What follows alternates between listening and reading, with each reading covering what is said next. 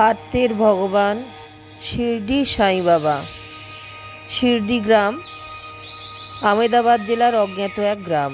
গ্রামের একান্তে প্রধান সড়কের পাশে বহু পুরনো মসজিদ। এক সকালে গ্রামের লোকজন দেখল সুদেহী সুদর্শন এক যুবক ফকির ওই জীর্ণ মসজিদে আশ্রয় নিয়েছেন। মাথায় কুচকুচে একরাশ ঝাঁকড়া অবিন্যস্ত চুল, মুখে কাঁচা খোঁচা দাড়ি, গায়ে জীর্ণ আলখাল্লা, অথচ চোখের মণি দুটো উজ্জ্বল, সর্বত্র বুদ্ধিমত্তার ছাপ।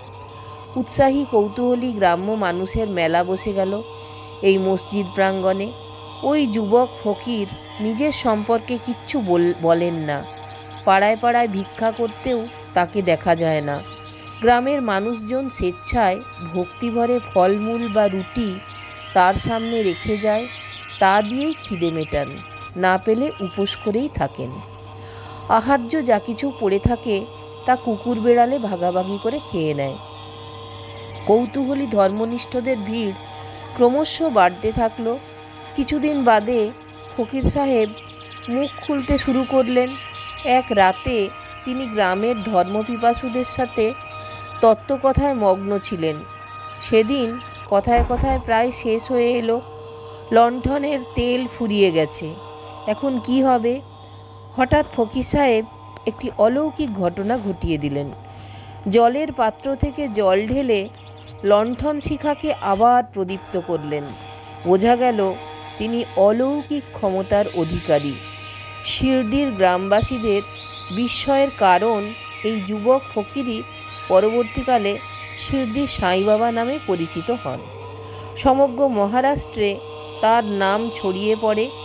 জাতি ধর্ম নির্বিশেষে সকলে ভিড় করতে থাকেন শিরডি গ্রামে।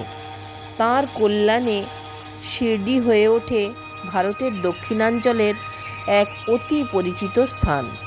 হিন্দু, মুসলিম, বৌদ্ধ, জৈন, খ্রিস্টান এবং শিখ প্রভৃতি সাধক সমাজে তার অলৌকিক বিভূতির কথা প্রচারিত হতে থাকল। বাড়তে থাকল ভক্ত এবং শিষ্যদের ভিড়। কেবলমাত্র অশিক্ষিত সাধারণ মানুষের মধ্যেই নয়, ক্রমেই শিক্ষিত প্রগতিশীল মানুষের মধ্যেও তার প্রভাব বিস্তার হলো।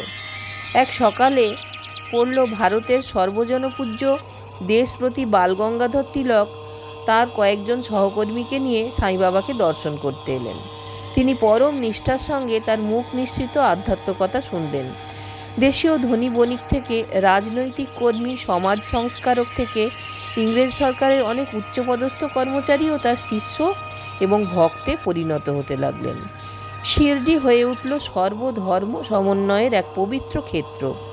সাই বাবা কেবলমাত্র অসহায় আর্ত মানুষদের দুঃখ দুর্দত্ত জ্ঞানের মাধ্যমে মানুষের শান্তি ফিরিয়ে এনে বিষয় উৎপাদন করেছেন তা নয়, তিনি অমিত অলৌকিক শক্তির সাহায্যে অনেক মানুষকে দূর দূরান্ত থেকে নিজের কাছে টেনে আনেন, জাগিয়ে তোলেন তাদের মধ্যে আধ্যাত্ম জ্ঞান।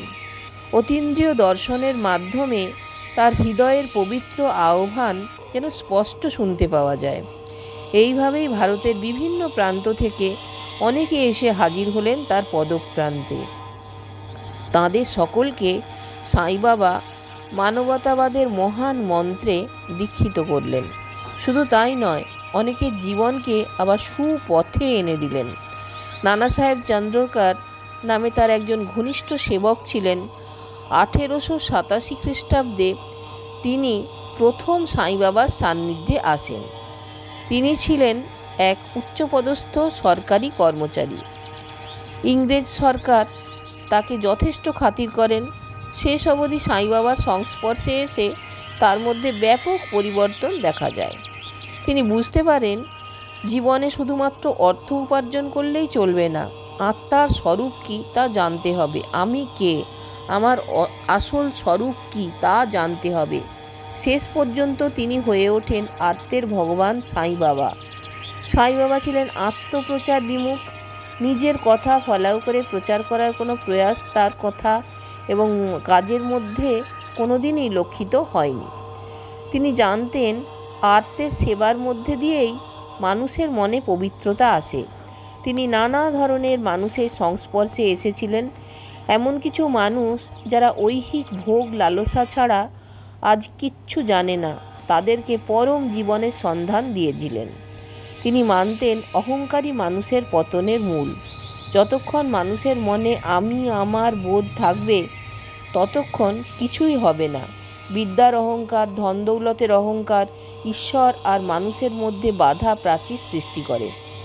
অর্থের অভিমান যাতে ভক্ত ও শিষ্যদের অন্তরে না জাগে, তাই জন্য সাই বাবা প্রতিনিয়ত তার নানা ধরনের উপদেশ দিতেন। তিনি তার একনিষ্ঠ ভক্ত নানা সাহেবকে বলতেন, অহংকার মানুষকে ঈশ্বরের কাছ থেকে দূরে সরিয়ে রাখে। এবার ধুলিয়া কোর্ট থেকে সাই বাবার নামে সমন এলো। ম্যাজিস্ট্রেটের আদেশ, তাকে আদালতে উপস্থিত থাকতে হবে।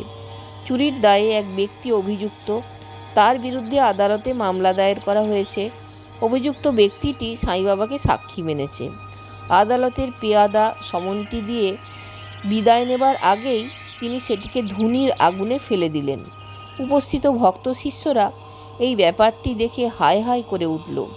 পেয়াদা যুবকটি বলল, এ আদালতের সমন আপনাকে সাক্ষ্যদানের জন্য মহামান্য ম্যাজিস্ট্রেট ডেকে পাঠিয়েছেন, আর আপনি কিনা সেটিকে পুড়িয়ে ফেললেন। সাই বাবা নির্বিকার চিত্তে গম্ভীর মুখে বসে রইলেন। এবার সাই বাবার নামে গ্রেপ্তারি পরোয়ানা পাঠানো হলো।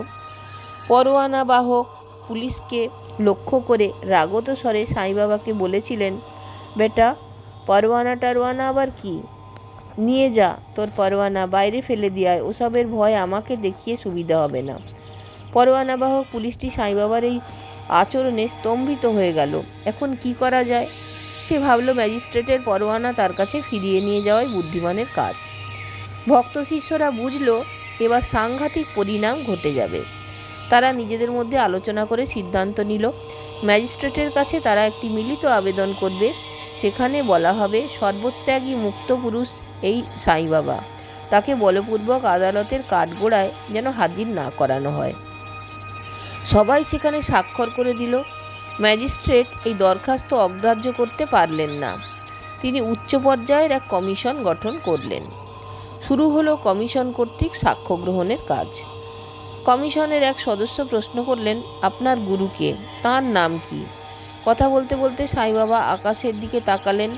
এবার প্রচারক, এবার প্রশ্ন, আপনার জাতি কি, দয়া করে বলবেন? সাই বাবা নির্দ্বিধায় জবাব দিলেন, ঈশ্বরীয় মনে করতে পারেন। এবার অভিযুক্ত ব্যক্তিটি প্রসঙ্গ আলোচনা হলো। কমিশনের এক সদস্য জানতে চাইলেন, এই ব্যক্তির কাছে যত গয়না আছে তা কি আপনি দিয়েছেন? এসব গয়না আপনি কোথায় পেলেন? সাই বাবা হেঁয়ালিপূর্ণ উত্তর দিলেন, কোথায় পেলাম কেন গো, জগতের সব বস্তু তো আমার, আমাকে আবার কে দেবে? এবার প্রবীণ ভদ্রলোক ক্রোধে উন্মত্ত হয়ে বললেন, আপনি ভেবেছেন কি, বলতে পারেন? অভিযুক্ত লোকটি বারবার বলছে, আপনার কাছ থেকে যে গয়নাগুলো পেয়েছে, আপনি কি স্বীকার করছেন যে এগুলো আপনি তাকে দিয়েছেন? কয়েক মুহূর্ত গুম হয়ে থাকার পর সাই বাবা সক্রোধে বললেন, তখন থেকে বাজে একটা কথা নিয়ে কেন কথা বলে চলেছ? তোমার যা খুশি তাই করো, এই ব্যাপারে আমাকে আর মিছে বকিও না। শ্বেতাঙ্গ কমিশনার বুঝতে পারলেন মহামানবটি অন্য লোকে বিরাজ করেন। পার্থিব বস্তু সম্পর্কে কোনো তথ্য তার কাছ থেকে পাওয়া যাবে না। কমিশনার সাহেব তার সহযোগীদের সঙ্গে আলোচনা করে চূড়ান্ত সিদ্ধান্ত নিলেন, সাই বাবার বিরুদ্ধে আনীত অভিযোগ সম্পূর্ণ ভিত্তিহীন এবং উদ্দেশ্য প্রণোদিত। 1919 অক্টোবর মাস। সাই বাবা রোগে ভুগছেন। শিষ্য ভক্তরা তার রোগের জন্য অত্যন্ত চিন্তিত। তারা সবসময় সাই বাবার কাছাকাছি থাকেন। এক ভক্ত ব্রাহ্মণ তাকে রাসবিজয় চম্পু পাঠ করে শোনালেন। এই গ্রন্থ পাঠের মাধ্যমে দেবাদিদেব মহাদেব তুষ্ট হন। সাই বাবা এক অভিন্ন হৃদয়ে ফকির ছিলেন। দীর্ঘদিনের সখ্যতা তাদের মধ্যে। এক সকালে সাই বাবা সেই ফকিরের কাছে তার এক ভক্তকে পাঠালেন, তার মাধ্যমে খবর পাঠালেন তিনি এবার দেহরক্ষা করবেন বলে মনস্থির করেছেন। দিনটি ছিল 18ই অক্টোবর, শারদীয়ার দশমী। দুপুরের দিকে সাই বাবার অবস্থান পরিবর্তন ঘটল। শরীর যেন এলিয়ে পড়েছে। অনুগত ভক্তবৃন্দের গুরুর আসন্ন বিচ্ছেদ বেদনায় মুহ্যমান, চোখ তাদের অশ্রুসিক্ত। সকলের কণ্ঠেই একই আরতি, বাবা আমাদের কি উপায় হবে? আপনার অবর্তমানে আমাদের বল ভরসা বলতে তো আর কিছুই রইল না। শয্যাশায়ী সাই বাবা সবাই দেখছেন আর শুনছেন, চোখে তার বেদনাতুর দৃষ্টি, মুখখানা নির্বিকার। সকলের মাঝখান থেকেও তিনি যেন অন্য কোথাও চলে গেছেন। মাঝে মধ্যে চোখের দৃষ্টিতে ফুটে উঠছে এক অব্যক্ত করুণ ব্যাকুলতা। তিনি বুঝি পরম পিতার চরণে মানুষের যন্ত্রণাবিদ্ধ করুণ আকুতি পৌঁছে দিচ্ছেন। দুপুর গড়িয়ে বিকেল হতে চলল। সাই বাবার ক্ষীণ কণ্ঠে উচ্চারণ করলেন, আমি চললাম, তোমরা ভালো থেকো, সুখে থেকো। ধীরে ধীরে তার চোখ দুটি বুজে এলো। শিষ্য ভক্তরা পিতৃতুল্য ভগবান সাই বাবাকে হারালেন। তারা কালো কাপড় দিয়ে ঢেকে দিলেন মহাপুরুষের প্রাণহীন নিশ্চল নিথর দেহটিকে। ভারতের আধ্যাত্ম আকাশ থেকে খসে পড়ল উজ্জ্বল একটি তারকা। ভক্ত বিশ্বাস করেন সাই বাবার মৃত্যু নেই, তিনি আবার নতুনভাবে এবং নতুন রূপে ফিরে আসেন। তাই আজও শিরডিতে সাই বাবার নামে মহোৎসব অনুষ্ঠিত হয়। আর এভাবেই শিরডি হয়ে উঠেছে এক আন্তর্জাতিক তীর্থক্ষেত্র। ওং সাই রাম। দর্শক বন্ধুগণ, যদি ভালো লাগে তাহলে অবশ্যই চ্যানেলটা একটা লাইক, শেয়ার, সাবস্ক্রাইব করবার অনুরোধ রইল। সকলকে অজস্র ধন্যবাদ চ্যানেলটা দেখবার জন্য। নমস্কার।